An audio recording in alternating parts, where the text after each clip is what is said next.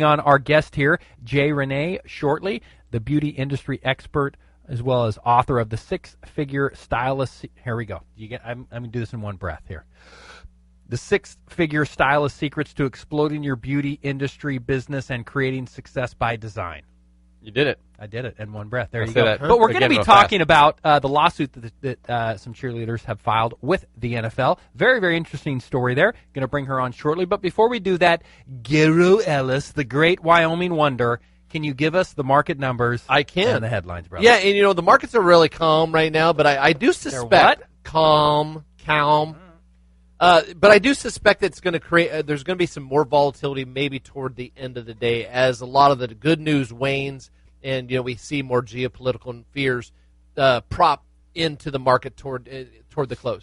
But right now, the Dow is up 8 points, Nasdaq's up 4, SP 500 it's up 1 point. We'll take it. 10-year bond yield ticking higher in yield, so at least your 10-year Treasury bond price has fallen a little bit in price. We have Hillbilly Gold, which happens to be silver. Silver's up 3 cents, 0.1% to $19.68. Then we have the old precious gold, hardly even moving, but it is up. It's up 36 cents. That's it, to $1,274 from Wall Street to Main Street to the Battery. Back to you, Dave. Well, thank you very much, Gero Ellis. Let's bring on our guest. Very excited to have on the program, joining us on the phone, Renee, who's a beauty industry expert as well as an author. She's a sought-after author, speaker, and consultant, has been seen in USA Today, Black Enterprise, New York Daily News, International Business Times, CBS, MoneyWatch.com, and much more. She's often called upon to gain insight on the purpose and inner workings of the beauty industry as it relates to various events. So, of course, right now it's a perfect time to have her on to talk to us about this lawsuit that some cheerleaders have filed against the NFL. Renee, how are you doing today?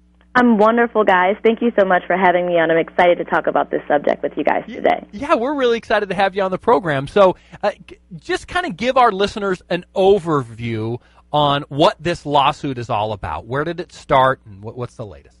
Absolutely.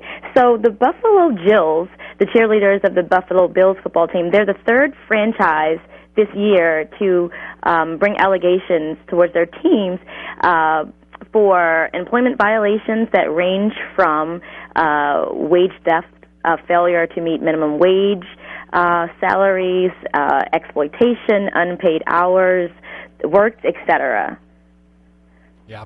Now, at the heart of this case here is essentially you have these claimants saying that they were paid as an independent contractor or a freelancer, but yet were actually treated like an employee, and so they should have been entitled to the minimum hourly wage. Is that correct? That's correct. When you have these cheerleaders are required to be at games, to travel, to do over 300 to 400 practices or appearances, and various things like that. They're required to be there at certain dates and times.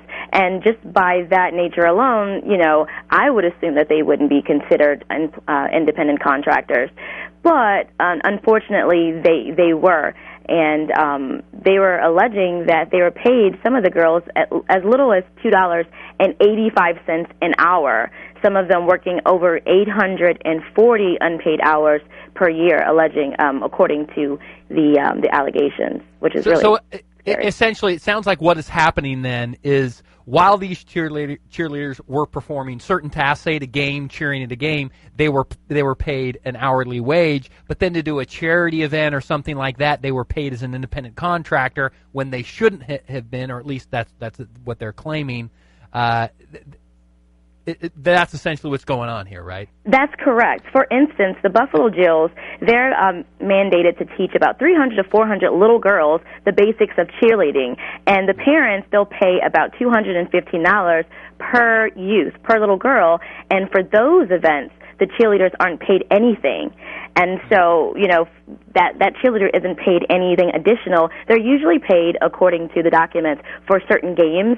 They aren't paid for travel. The travel are out-of-pocket expenses. Wow. Their hair and their nails, these are expenses that are not reimbursed, but they're mandated according to their contracts with these football teams.